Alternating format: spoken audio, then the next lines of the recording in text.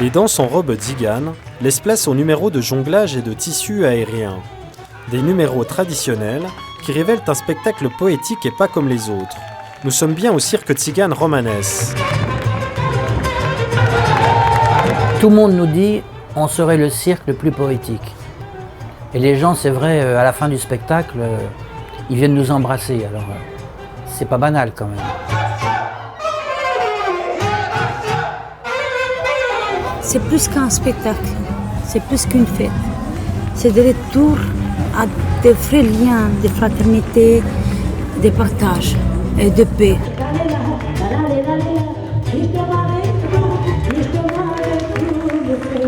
C'est dans le 16e arrondissement de Paris, dans un square situé entre les résidences chics et le boulevard périphérique, que les caravanes et le chapiteau du cirque Romanes sont plantés pour quelques mois. Le couple Alexandre et Delia Romanes, capitaines de ce navire circassien à l'identité tzigane revendiquée, ont commencé cette aventure il y a 23 ans.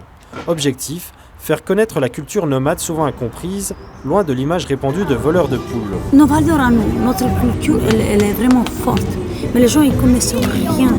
Ils ont peur de nous. Et moi, ce que je veux leur dire, il ne faut pas qu'ils aient peur. Il faut qu'ils viennent envers nous.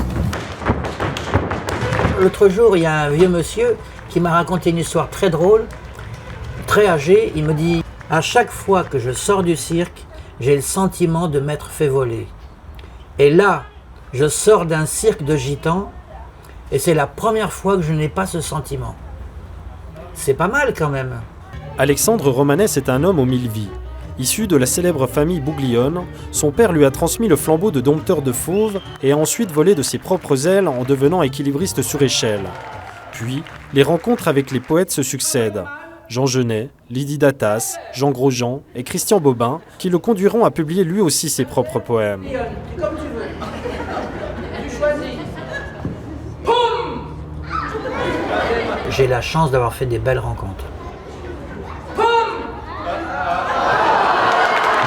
Moi, je ne viens pas au cirque, je suis né dans un cirque.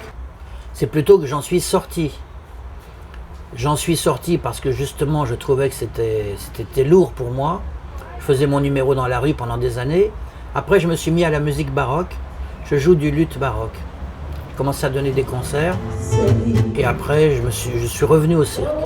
Un retour au cirque, né de sa rencontre avec son épouse Delia, tzigane roumaine, qui a commencé son parcours artistique avec un orchestre de musique des Balkans.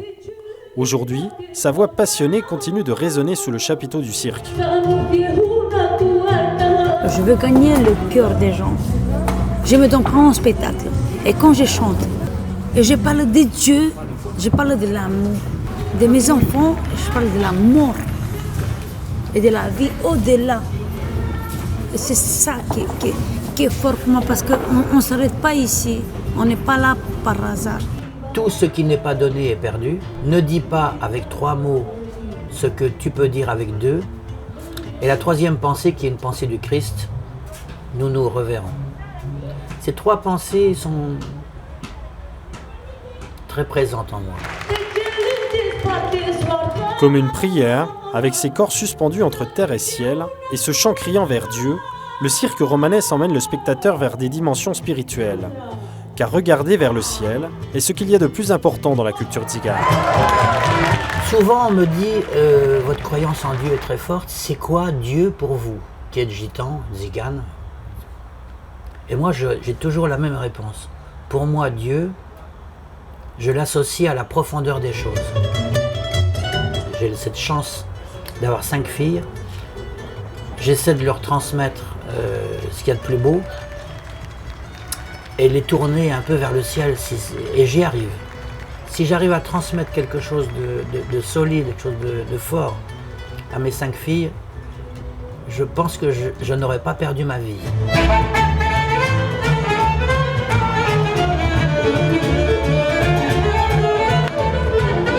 Avec leurs enfants et maintenant leurs petits-enfants, l'aventure du cirque Romanes continue, pour apporter de la beauté, de la joie et de la poésie à notre monde.